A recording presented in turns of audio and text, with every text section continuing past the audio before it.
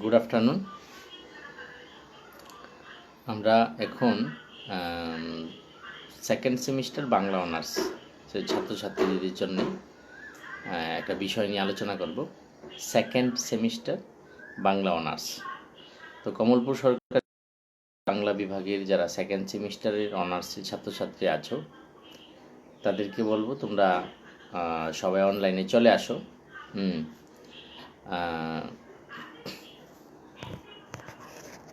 সবাই অনলাইনে চলে আসো, আমি ক্লাসটা শুরু করে দেব। আগেই তোমাদের গ্রুপে জানানো আছে যে আমরা এই সময়ে আজকে ক্লাস নেব। তো আজকে আমরা একটা নতুন টপিক নিয়ে আলোচনা করব, খুব গুরুত্বপূর্ণ টপিক। তো বেশিরভাগ ছাত্রছাত্রী এসে গেলে আমরা শুরু করে দেব। বেশ কয়েকজনকে আমি দেখতে পাচ্ছি। আমার কথা বা আমার ক্লাস তোমাদের ভালো লাগছে? অর্ণব, পূর্বা, মামুন, তোমরা মনোযোগ সহকারে ক্লাসটা শুনবে। হ্যাঁ, আমি প্রত্যেককেই বলছি তোমরা একটু একটা নিরাপদ দূরত্বে সবার থেকে একটু নীরবে গিয়ে ক্লাসটা মনোযোগ সহকারে শোনো। সবার মাঝখানে বসে থাকলে ক্লাসটা কিন্তু ভালোভাবে শোনা যায় না। একটু এই জন্যে আমি বলবো যে তোমরা সবাই একটা জায়গায় চলে যাও, যেখানে তোমাদেরকে ডিস্টার্ব করার মতো কেউ থাকবে না। ঠিক আছে? অস্মিতা নাহা, হ্যাঁ, good afternoon. Arnab, good afternoon. হ্যাঁ, সবাইকে গুড আফটারনুন জানাই। হিমানিও আছে। আমি গত ক্লাসে তোমাদেরকে পড়িয়েছিলাম রবীন্দ্রনাথ ঠাকুরের উপন্যাস নিয়ে। আজকে আমি রবীন্দ্রনাথ ঠাকুরেরই একটা শাখা নিয়ে পড়াবো, সেটা হচ্ছে রবীন্দ্রনাথ ঠাকুরের ছোট গল্প। আজকে আমরা আলোচনা করব রবীন্দ্রনাথ ঠাকুরের ছোট গল্প নিয়ে। তোমাদের সেকেন্ড ইউনিট এটা আছে। ছোট গল্প রবীন্দ্রনাথ ঠাকুরের ছোট গল্প এই বিষয়ে পড়তে গেলে আগে আমাদের এই সাহিত্যের এই যে কনিষ্ঠ শাখা, এই শাখাটি সম্পর্কে একটু ধারণা থাকতে হবে। সাহিত্যের বিভিন্ন শাখা আছে, আমরা জানি। তোমরা জানো সাহিত্যের বিভিন্ন শাখাগুলি কি কি? কবিতা, নাটক, প্রবন্ধ, হ্যাঁ, কথা সাহিত্যের আবার দুটো ভাগ, একটা হচ্ছে উপন্যাস আর একটা ছোট গল্প। গতদিন আমরা রবীন্দ্রনাথ ঠাকুরের উপন্যাস নিয়ে পড়েছিলাম। আজকে আমরা পড়ব রবীন্দ্রনাথ ঠাকুরের ছোট গল্প নিয়ে। এই ছোট গল্প হচ্ছে সাহিত্যের সর্বকনিষ্ঠ শাখা, মানে সবচেয়ে শেষে এই শাখার জন্ম লাভ করেছে, মানে এই শাখার সৃষ্টি হয়েছে। কোনটি? ছোট গল্প।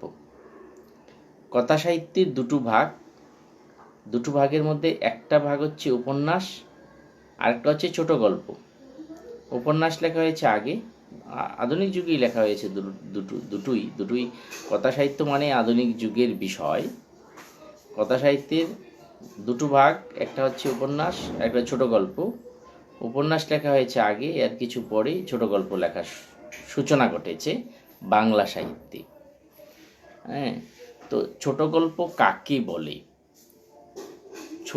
ছোট গল্প কাকে বলে এটা সর্বজন গ্রাহ্য কোনো সংজ্ঞা এখনো পর্যন্ত কেউ দিতে পারেননি। মানে এমন কোনো সংজ্ঞা এখনো পর্যন্ত নেই যেটাকে ছোট গল্পের সর্বজন গ্রাহ্য সংজ্ঞারূপে চিহ্নিত করা হয়ে থাকে। তবু রবীন্দ্রনাথ ঠাকুর, বাংলা ছোট গল্পের স্রষ্টাকে রবীন্দ্রনাথ ঠাকুর। এই রবীন্দ্রনাথ ঠাকুরই তার একটা কবিতাতে, বর্ষা যাপন নামক একটা কবিতায় একটা ভাব ব্যক্ত করেছেন। ওই ভাবটাকেই পরবর্তীকালে ছোট গল্পের একটা আদর্শ সংজ্ঞা বলে অনেকে মেনে নিয়েছেন। কোন কবিতায় রবীন্দ্রনাথ ঠাকুর ছোট গল্প সম্পর্কে একটা ভাব বা একটা ধারণা ব্যক্ত করেছেন? বর্ষা যাপন কবিতায়। কবিতাটা অনেক মোটামুটি বড়, সেখান থেকে নির্বাচিত কিছু পংক্তিকে পরবর্তীকালে ছোট গল্পের সংজ্ঞা রূপে গ্রহণ করা হয়েছে। মানে বেশিরভাগ সমালোচক ছোট গল্পের সংজ্ঞা রূপে এইটিকে চিহ্নিত করতে চান। ওই লাইনগুলি কি কি, মানে ছোট গল্পের যেগুলির মধ্যে ছোট গল্পের সংজ্ঞা বা বৈশিষ্ট্যটা ফুটে ওঠে, লাইনগুলি হচ্ছে, তোমরা এটা মুখস্থ করে নেবে, এটা মুখস্থ করারই বিষয়, এবং তোমরা এটা পেয়ে যাবে সাহিত্যের যে সম্পূর্ণ ইতিবৃত্ত আছে, বাংলা সাহিত্যের সম্পূর্ণ ইতিবৃত্ত, ডক্টর রশিদ কুমার বন্দ্যোপাধ্যায়। এই বইটা তো তোমাদের সবার কাছে আছে। এই বইটা থেকে এই বইটার মধ্যেও ছোট গল্পের এই সংজ্ঞাটা দেওয়া আছে। কি আছে সংজ্ঞার মধ্যে? এটা আমি কিন্তু যখন আমি কলেজে ছিলাম ফার্স্ট ইয়ারে তখনই মুখস্থ করে নিয়েছিলাম। হ্যাঁ, এটা সবসময় মনে রাখতে হবে, এই জন্য মুখস্থ করে নিতেই হবে। কি ছোট গল্পের সংজ্ঞা কি আছে সেখানে, একটু মনোযোগ সহকারে কবিতাটা শোনার চেষ্টা করো এবং সঙ্গে সঙ্গে একটু বোঝার চেষ্টা করো। ছোট প্রাণ, ছোট ব্যথা, ছোট ছোট দুঃখ কথা, নিতান্তই সহজ সরল, সহস্র বিস্মৃতি রাশি, তার প্রত্যহ যেতেছে ভাসি, তারই দু চারিটি অশ্রু জল, নাহি বর্ণনার ছটা, ঘটনার ঘন ঘটা, নাহি তত্ত্ব নাহি উপদেশ, অন্তরে অতৃপ্তি রবে, সাঙ্গ করি মনে হবে, শেষ হয়েও হইল না শেষ।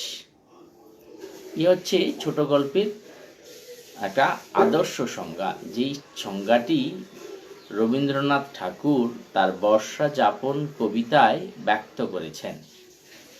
তাহলে লাইনগুলিতে কি পেলাম, যে এখানে প্রতিদিনের জীবনের ছোট কথাগুলি থাকবে, দৈনন্দিন জীবনের কথা থেকেই কাহিনীকে মানে কাহিনী তৈরি করতে হবে, কোনো বর্ণনার ঘনঘটা থাকবে না, এখানে ছোট্ট পরিসরে রচিত হবে এবং গল্পটার চরিত্রগুলিও সীমাও চরিত্র সংখ্যাও মানে স্বল্প থাকবে। চরিত্র মানে জীবনের কোনো একটা দিককে এখানে ফুটিয়ে তোলা হবে। জীবনের সর্ব দিক মানে সারা জীবনটাকে এখানে তুলে ধরা যাবে না। জীবনের পূর্ণাঙ্গ ছক তুলে ধরার জায়গা ছোট গল্পে নেই। আর কি থাকবে, ছোট গল্প শেষ যখন হবে তখন মনে হবে যে যেন গল্পটা শেষ হয়েও হচ্ছে না, একটা অন্তরে অতৃপ্তি থেকে যাবে। বোঝা গেছে? এই হচ্ছে ছোট গল্পের মোটামুটি সংজ্ঞা। হ্যাঁ, তো বাংলা বিশ্ব সাহিত্যে ছোট গল্প অনেকেই আছেন, টলস্টয়, মোপাসা, এরকম অনেকেই লিখেছেন। হ্যাঁ, বাংলা ছোট গল্পের সম্বন্ধে আমরা জানবো। বাংলা ছোট গল্পের আজকে আমরা পড়বো রবীন্দ্রনাথ ঠাকুরের ছোট গল্প সম্পর্কে। তো রবীন্দ্রনাথ ঠাকুরের ছোট গল্প, রবীন্দ্রনাথ ঠাকুরই কিন্তু বাংলা ছোট গল্পের স্রষ্টা। যদিও বাংলাদেশে এর আগে গল্প আখ্যান মুখে মুখে প্রচলিত ছিল, মানে গল্প আখ্যান প্রচলিত ছিল, মুখে মুখে হোক বা লেখাতেও প্রচলিত ছিল, কিন্তু ছোট গল্প এই যে একটা সাহিত্যের একটা শাখা, এর যে একটা ছোট গল্প মানে একটা সার্থক ছোট গল্প প্রথম রচনা করেছেন রবীন্দ্রনাথ ঠাকুর। হ্যাঁ, এবং তিনি এই বাংলা ছোট গল্পকে একটা শিল্পসম্মত রূপ দিয়েছেন। মানে বাংলা ছোট গল্পের স্রষ্টা রবীন্দ্রনাথ ঠাকুর এবং একই সঙ্গে তিনি ছোট গল্পের অন্যতম শ্রেষ্ঠ শিল্পী। বোঝা গেছে? তো আমরা রবীন্দ্রনাথের ছোট গল্পকে এইভাবে খুব সংক্ষেপে আমি রবীন্দ্রনাথের ছোট গল্প সম্বন্ধে আলোচনাটা রাখবো, জাস্ট তোমাদেরকে ধরিয়ে দেব কিভাবে পরীক্ষা আনসার করতে হবে।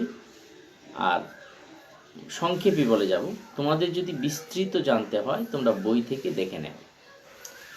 আর ছোট গল্প পড়বে, দেখবি খুব মজা, একটা আলাদা একটা ইমেজ আছে ছোট গল্পের মধ্যে। আয়তনও ছোট, আকার বা আয়তনও ছোট। তো কি বলছিলাম যে রবীন্দ্রনাথ বাংলা ছোট গল্পের স্রষ্টা। তার প্রথম ছোট গল্প কোনটি, তার প্রথম সার্থক ছোট গল্প কোনটি, মানে বাংলা সাহিত্যের প্রথম সার্থক ছোট গল্প কোনটি, বা রবীন্দ্রনাথ ঠাকুরের প্রথম সার্থক ছোট গল্প কোনটি? প্রশ্ন একটাই, মানে উত্তর একটাই। হ্যাঁ, কেননা রবীন্দ্রনাথ ঠাকুরই বাংলা ছোট গল্পের সার্থক স্রষ্টা। তার প্রথম সার্থক ছোট গল্পটি হচ্ছে দেনা পাওনা। এটা বেরিয়েছিল হিতবাদী পত্রিকায় 1891 খ্রিস্টাব্দে। দেনা পাওনা, তোমরা অনেকেই গল্পটা পড়ে থাকতে পারো, সেই নিরুপমার গল্পটা, যার শেষ লাইন এবার 20,000 টাকা পণ হাতে হাতে আদায়। যাই হোক, এখানে আর গল্পটা বলার স্কোপ নেই, তোমরা গল্পটা পড়ে নেবে। তো রবীন্দ্রনাথ ঠাকুর দেনা পাওনা লেখার আগেও কিন্তু আরও গল্প লিখেছেন, কিন্তু এগুলিকে আমরা সার্থক ছোট গল্প বলতে পারি না। রবীন্দ্রনাথ ঠাকুরের প্রথম ছোট গল্প হচ্ছে ভিখারিণী। এটা বেরিয়েছিল 1877-78 খ্রিস্টাব্দে, পত্রিকায় বেরিয়েছিল। কিন্তু এটার মধ্যে ছোট গল্প হতে গেলে যে ধরনের বৈশিষ্ট্য থাকা দরকার, সেই বৈশিষ্ট্যগুলি পূর্ণাঙ্গভাবে উপস্থিত নেই, যার জন্যে আমরা ভিখারিণীকে রবীন্দ্রনাথ ঠাকুরের প্রথম সার্থক ছোট গল্প বলি না, প্রথম গল্প বলি। রবীন্দ্রনাথ ঠাকুরের প্রথম গল্প কোনটি? ভিখারিণী। আর রবীন্দ্রনাথ ঠাকুরের প্রথম সার্থক ছোট গল্প কোনটি? সার্থক ছোট গল্প হচ্ছে দেনা পাওনা। তো আমাদের জানা দরকার যে রবীন্দ্রনাথ ঠাকুর মানে কটি গল্প লিখেছেন, তার ছোট গল্পের সংখ্যা কত। রবীন্দ্রনাথ ঠাকুরের ছোট গল্পের সংখ্যা সব মিলিয়ে 119, তবে 100ই বলা যায়, সার্থক ছোট গল্প 100 উপরে। তো এই গল্পগুলি গল্পগুচ্ছ নামক গল্প গ্রন্থে 3টা খণ্ডে মুদ্রিত হয়েছে। রবীন্দ্রনাথের ছোট গল্পগুলি প্রায় 100-র উপরে যে তিনি ছোট গল্প লিখেছেন, সেই ছোট গল্পগুলি কোথায় পাওয়া যায়? ছোট গল্পগুলিকে তিনি গল্পগুচ্ছ নামক গল্প গ্রন্থে লিপিবদ্ধ করেছেন। সবগুলি গল্পই এখানে আছে। গল্পগুচ্ছের খণ্ড সংখ্যা কয়টি? খণ্ড সংখ্যা হচ্ছে 3টি। 3টি খণ্ডে রবীন্দ্রনাথ ঠাকুরের গল্পগুচ্ছের 3টি খণ্ডে রবীন্দ্রনাথ ঠাকুরের ছোট গল্পগুলি সবগুলি একত্রে পাওয়া যায়। হ্যাঁ, তো এই যে ছোট গল্পগুলি, রবীন্দ্রনাথের ছোট গল্প সমূহ বিচিত্রধর্মী, মানে এই গল্পগুলির শ্রেণী বিভাগ করে আলোচনা করা যায়। বিভিন্ন মানে ধরনের বিভিন্ন শ্রেণীর গল্প রবীন্দ্রনাথ ঠাকুর লিখেছেন। গল্প মানে ছোট গল্প, গল্প অনেকেই আগে লিখেছেন, কিন্তু ছোট গল্প প্রথম লিখেছেন রবীন্দ্রনাথ ঠাকুর। তো রবীন্দ্রনাথ ঠাকুরের ছোট গল্পগুলিকে বিভিন্ন শ্রেণীতে, মানে বিভিন্ন শ্রেণীর গল্প তিনি লিখেছেন। এই জন্যে আমরা আলোচনার সুবিধার্থে কি করতে পারি? রবীন্দ্রনাথের ছোট গল্প সমূহকে বিভিন্ন শ্রেণীতে ভাগ করে আলোচনা করতে পারি। বুঝা গেছে? রবীন্দ্রনাথের ছোট গল্পগুলিকে কয়েকটি শ্রেণীতে ভাগ করা যায়। কি? প্রথম শ্রেণী। প্রথম শ্রেণীটা কি? প্রথম আমরা বলতে পারি সামাজিক ও পারিবারিক পর্যায়ের গল্প। সামাজিক ও পারিবারিক পর্যায়ের গল্প। এই গল্পগুলির বিষয়বস্তু হচ্ছে সমাজের সমস্যাকে নিয়ে কিংবা পরিবারের কে নিয়ে, মানে সামাজিক কোনো বিষয়কে নিয়ে তিনি গল্প রচনা করেছেন। মানে সামাজিক কোনো সমস্যা বা বিষয় যখন কোনো গল্পে প্রাধান্য পায়, গল্পের মূল কেন্দ্রবিন্দুতে প্রাধান্য পায়, তখন তাকে বলা হয় সামাজিক বা পারিবারিক পর্যায়ের গল্প। তো রবীন্দ্রনাথ ঠাকুরও বেশ কিছু সামাজিক ও পারিবারিক পর্যায়ের গল্প লিখেছেন। তার যে প্রথম গল্প, মানে প্রথম সার্থক ছোট গল্প দেনা পাওনা, সেটি কিন্তু সামাজিক সমস্যাকে কেন্দ্র করে লেখা। কি, যে পণ প্রথা সমাজের একটা অভিশাপ, এই বিষয়কে কেন্দ্র করে তিনি তার প্রথম সার্থক ছোট গল্প লিখেছেন। ছোট গল্পের নাম দেনা পাওনা। কিংবা তার আরও যে গল্প আছে, আর মানে বিভিন্ন ছোট গল্প আছে যেগুলি সামাজিক পর্যায়ের মধ্যে পড়ে, যেমন শাস্তি, নষ্টনীড়, এই ধরনের গল্পগুলি আমরা সামাজিক বা পারিবারিক পর্যায়ের গল্পের অন্তর্ভুক্ত করতে পারি। তাহলে গেল একটা শ্রেণী।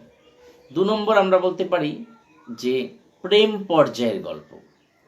কিছু গল্পের মধ্যে আছে রবীন্দ্রনাথ ঠাকুর প্রেম, সৌন্দর্য ও কল্পনার বিচিত্র সমন্বয়ে গল্প রচনা করেছেন। এই গল্পগুলিকে প্রেম বা মানে প্রেম পর্যায়ের গল্পই বলা চলে, তোমরা প্রেম পর্যায়ের গল্পই বলতে পারো, যেগুলোর মধ্যে প্রেম আছে। প্রেম মানেই সৌন্দর্য, বিষয়টা সেখানে আসবে। কি কি গল্প এখানে আছে যেগুলির মানে প্রেম পর্যায়ের বা গল্পের শ্রেণীর মধ্যে কোন গল্পগুলি পড়ে? রবীন্দ্রনাথ ঠাকুরের অনেকগুলো গল্পই আছে, এর মধ্যে কয়েকটা গল্পের নাম আমরা করতে পারি, যেমন এক রাত্রি, দুরাশা, শেষের রাত্রি, এরপরে আমরা বলতে পারি মধ্যবর্তিনী প্রভৃতি গল্পগুলির মধ্যে। প্রভৃতি গল্পের বিষয়বস্তু হচ্ছে কি? প্রেম। কিছু গল্প আছে প্রকৃতি পর্যায়ের গল্প। তাহলে প্রথম আমরা পেলাম সামাজিক ও পারিবারিক পর্যায়ের গল্প। এর মধ্যে আমরা অন্তর্ভুক্ত করেছি দেনা পাওনা, নষ্টনীড়, শাস্তি প্রভৃতি গল্পগুলিকে, বা আরও গল্প আছে। 2 নম্বর আমরা বলেছি যে প্রেম পর্যায়ের গল্প। এখানে উল্লেখযোগ্য গল্পগুলির মধ্যে আছে এক রাত্রি, দুরাশা, শেষের রাত্রি, মধ্যবর্তিনী প্রভৃতি। কিছু গল্প আছে যেগুলির মধ্যে প্রকৃতির কথা আছে, নিসর্গ প্রকৃতির কথা আছে, এগুলিকে আমরা বলতে পারি প্রকৃতি পর্যায়ের গল্প। তো রবীন্দ্রনাথ ঠাকুর কিন্তু একদম প্রকৃতির কে নিয়ে মানে সবসময়ই বেশিরভাগ সময় মগ্ন থাকতেন। তার সাহিত্যের একটা বড় অংশ জুড়ে রয়েছে প্রকৃতি। সেই প্রকৃতিকে নিয়ে তিনি বহু কবিতা রচনা করেছেন, আবার বহু ছোট গল্প রচনা করেছেন। সেই ছোট গল্পগুলিকে আমরা কোন ছোট গল্পগুলিকে আমরা প্রকৃতি পর্যায়ের ছোট গল্প শ্রেণীভুক্ত করতে পারি? এর মধ্যে আমরা করতে পারি অতিথি, ছুটি গল্পে ফটিকের যে ভাবনাটা আছে, বলাই, এই গল্পগুলিকে আমরা বলতে পারি যে রবীন্দ্রনাথের যে প্রকৃতি চেতনা, নিসর্গের ভাবনা, রবীন্দ্রনাথ ঠাকুরের যে নিসর্গ ভাবনা, এই গল্পগুলির মধ্যে উঠে এসেছে, বা গল্পগুলির বিভিন্ন চরিত্রের মধ্য দিয়ে তিনি ফুটিয়ে তুলেছেন। বুঝা গেছে? এরপরে আমরা বলতে পারি অতি প্রাকৃত বিষয়ক গল্প। দেখো কয়টা শ্রেণী বললাম? সামাজিক ও পারিবারিক পর্যায়ের গল্প, প্রেম পর্যায়ের গল্প, প্রকৃতি পর্যায়ের গল্প। এখন বলছি অতি প্রাকৃত বিষয়ক গল্প। অতি প্রাকৃত বিষয়ক গল্প, অতি প্রাকৃত মানে এগুলিকে আমরা বলতে পারি অতি প্রাকৃত বিষয়ক গল্প বা ভৌতিক পর্যায়ের গল্প। মানে যেগুলির মধ্যে মানে ভূত মানে অতিমানবিক কথাটা প্রাধান্য পায়, মানে সহজভাবে বলা যায় যেগুলি ভূতের গল্প। হ্যাঁ, এই পর্যায়ের গল্পগুলির মধ্যে মানে ভৌতিক পর্যায়ের গল্পগুলির মধ্যে উল্লেখযোগ্য গল্প কি কি? উল্লেখযোগ্য গল্প হচ্ছে ক্ষুধিত পাষাণ, নিশীথে, মণিহারা, জীবিত ও মৃত প্রভৃতি। তোমরা, আমি কম বলছি, তোমরা এগুলি কিন্তু মনে রাখার চেষ্টা করো।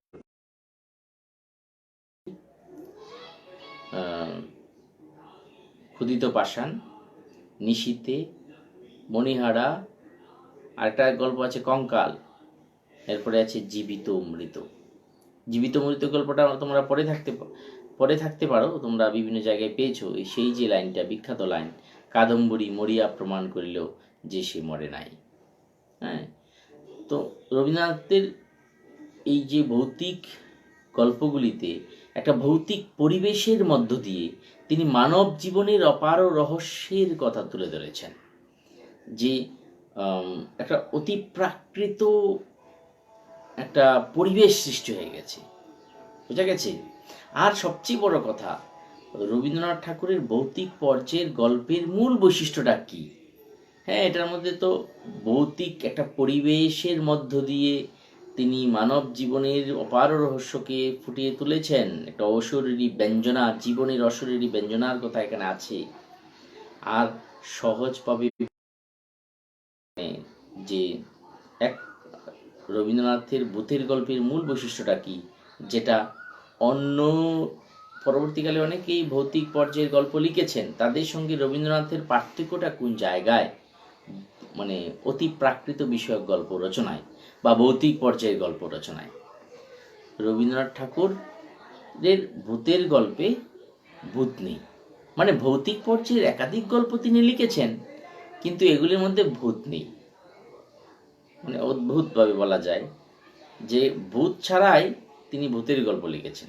আসলে পরিবেশটা ভৌতিক, যে রবীন্দ্রনাথ ছিলেন যুক্তিবাদী। হ্যাঁ, এইসব ভূত প্রেত তিনি বিশ্বাসী ছিলেন না। তার ছোট গল্পগুলিতে এই জন্য তিনি ভূতকে নিয়ে গল্প লিখেননি, ভূতকে নিয়ে লিখেছেন কিন্তু পরিবেশটা আসলে ভূত। গল্পের শেষে দেখা গেছে কি, আসলে যে মানে বোঝা গেছে যে না, কোনো ভূত নয়, এটা আমাদের মনের ভাব, এইরকম ভাবের মানে মনের ভ্রম। হ্যাঁ, এই ভাবটা প্রত্যেকটা গল্পের মধ্যে প্রকাশ পেয়েছে। এ থেকে বোঝা যায় যে রবীন্দ্রনাথ ঠাকুরের ভূতের গল্পে ভূত নেই। এ থেকে বোঝা যায় যে রবীন্দ্রনাথ ঠাকুরের মন যুক্তিবাদী মন, বৈজ্ঞানিক মন। হ্যাঁ, এই মন কোনো মানে এই অতি প্রাকৃতি বিশ্বাসী নয়। এই পর্যায়ের গল্পগুলি পড়লে আমরা তা বুঝতে পারি। আমরা এর পরের শ্রেণী আরেকটা বলতে পারি, যেটা বিখ্যাত শ্রেণী, আধুনিক জীবনের সমস্যা জনিত গল্প। আধুনিক জীবনের সমস্যাজনিত গল্প। আবারও বলছি, আধুনিক জীবনের সমস্যাজনিত গল্প। রবীন্দ্রনাথ ঠাকুরের শেষ জীবনে এসে মানে আশ্চর্যভাবেই আমাদের এই যে আধুনিক জীবনের যে সমস্যা, এই সমস্যাগুলিকে, আধুনিক জীবনের আমাদের নানা ব্যক্তিগত সমস্যা থাকে, এই ব্যক্তিগত সমস্যাগুলিকে নিয়ে রবীন্দ্রনাথ ঠাকুর তার শেষ জীবনে কয়েকটি গল্প লিখেছেন। হ্যাঁ, বিশেষত 3টি গল্প লিখেছেন, বিখ্যাত 3টি গল্প। এই গল্পগুলি 3 সঙ্গী নামক গল্প গ্রন্থে বেরিয়েছে। 3 সঙ্গীর গল্পের অন্তর্ভুক্ত হচ্ছে যেগুলির মধ্যে আধুনিক জীবনের আমাদের ব্যক্তিগত সমস্যার অবতারণা তিনি করেছেন। হ্যাঁ, বিখ্যাত সেই গল্পগুলি কি কি? রবিবার, শেষ কথা, ল্যাবরেটরি। রবিবার, শেষ কথা আর ল্যাবরেটরি। এগুলির মধ্যে তিনি আধুনিক জীবনের নানাহ সমস্যার কথা তুলে ধরেছেন তার শেষ জীবনে বসে। এই হচ্ছে মোটামুটি রবীন্দ্রনাথ ঠাকুরের গল্পগুলির শ্রেণীবিভাগ। তবে এই শ্রেণী ছাড়াও আরও বিভিন্ন শ্রেণী গল্প তিনি লিখেছেন। হ্যাঁ, আমরা আলোচনা করলে আরও বিভিন্ন শ্রেণীর কথা বলতে পারি। যেমন কিছু গল্পে আছে গীতি কবিতার কথা আছে। এগুলি অবশ্য এই প্রকৃতি পর্যায়ের যে গল্প আছে সেগুলির মধ্যেই গীতি কবিতা বা রহস্য রসের সমন্বয়ের কথা বলা আছে। কিছু গল্প আছে কিশোরদের নিয়ে রচনা, হ্যাঁ, শিশু কিশোরদের নিয়ে লেখা। হ্যাঁ, এইগুলিও আমরা বেশ কিছু গল্প বলতে পারি। কাবুলিওয়ালা, হ্যাঁ, এই ধরনের কিছু গল্প আছে। অতিথি ছুটি, এগুলি যদিও একটা অন্য শ্রেণীর গল্পের মধ্যে আলোচনায় এসে যায়। তো এই এই জন্যেই নির্দিষ্ট করে বলতে পারবো না আমরা যে রবীন্দ্রনাথ ঠাকুর কয় শ্রেণীর গল্প লিখেছেন। বিভিন্ন শ্রেণীর গল্প লিখেছেন, এইভাবে আমরা আলোচনা করতে পারি। কেউ চারটা শ্রেণী করতে পারি, কেউ 5টা করতে পারি, কেউ 8টা করতে পারি। যাই হোক, মোটামুটি 5টা বা 6টা তোমরা আলোচনা করতে পারো। তো আমরা একটা ছোট্ট একটা উপসংহার বা মূল্যায়ন কি বলতে পারি, যে রবীন্দ্র মূল্যায়নে, এই 2 লাইনের মূল্যায়নে আমরা যদি বলি যে রবীন্দ্রনাথ ঠাকুর কি করেছেন, এই যে বাংলা সাহিত্যের এই যে সর্বকনিষ্ঠ শাখা, এই শাখাটির সৃষ্টি করেছেন এবং তাকে শ্রেষ্ঠ শিল্পরূপে গড়ে তুলেছেন। পরবর্তীকালে বাংলা ছোট গল্পের ধারায় বহু প্রতিভার আবির্ভাব ঘটেছে এবং বাংলা ছোট গল্প পরবর্তীকালে জনপ্রিয় শাখা হয়ে উঠেছে। আজকে যে আমাদের যে ব্যস্ততম জীবন, হ্যাঁ, সবাই আমরা ব্যস্ত। এই ব্যস্ততম জীবনে বড় বড় উপন্যাসগুলির থেকে ছোট গল্পের দিকে মানুষের ঝোঁক বেশি। ছোট গল্পের পাঠক সংখ্যা অন্যান্য কথা সাহিত্যের যে আরেকটা শাখা আছে উপন্যাস, সেই শাখা থেকে ছোট গল্পের পাঠক সংখ্যা বেশি। এবং অনেক পরবর্তীকালে অনেক সাহিত্যিক বিভিন্ন ছোট গল্প লিখে বাংলা ছোট গল্পকে বিশ্ব সাহিত্যের একটা প্রতিস্পর্ধী করে তুলেছেন। হ্যাঁ, একটা পরিপক্ক রূপ দিয়েছেন। পরিপক্ক রূপ তো রবীন্দ্রনাথ ঠাকুরই এসেছে। পরবর্তীকালে গল্পকাররা বাংলা ছোট গল্পকে আরও বিচিত্রধর্মী করে তুলেছেন। হ্যাঁ, তো এই যে বাংলা ছোট গল্প পরবর্তীকালে বিশ্ব সাহিত্যের প্রতিস্পর্ধী হয়ে উঠেছে, হ্যাঁ, এর শুরুটা কে করেছেন? রবীন্দ্রনাথ ঠাকুর। তিনি শুধু স্রষ্টা নন, তিনি তার শ্রেষ্ঠ শিল্পী। আর এই জন্যেই বাংলা ছোট গল্পে উপন্যাস জগতে রবীন্দ্রনাথ ঠাকুর কতখানি বড় শিল্পী সেটা অনেক সময় সেটা আমরা যদি কিছু নাও বলি, উপন্যাস সাহিত্যে রবীন্দ্রনাথের বিশাল অবদান রয়েছে এরকম কথা যদি আমরা নাও বলি, কিন্তু বাংলা ছোট গল্পে রবীন্দ্রনাথ ঠাকুরের এক অসাধারণ ভূমিকা রয়েছে, এটা কিন্তু আমরা অস্বীকার করতে পারি না।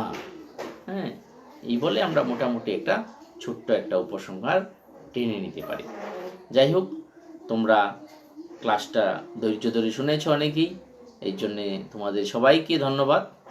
তোমরা কি করবে, এই যে টপিকটা খুব ইম্পর্টেন্ট টপিক, বাংলা ছোট গল্পে রবীন্দ্রনাথ ঠাকুরের অবদান বা কৃতিত্ব নিয়ে আলোচনা করো। এই ধরনের প্রশ্ন প্রায়শই পরীক্ষায় থাকে। তোমরা কি করবে, বই থেকে ডিটেলসটা পড়ে নেবে আর এই যে ক্লাসটা আবার তোমরা দেখে নেবে। ঠিক আছে? তোমরা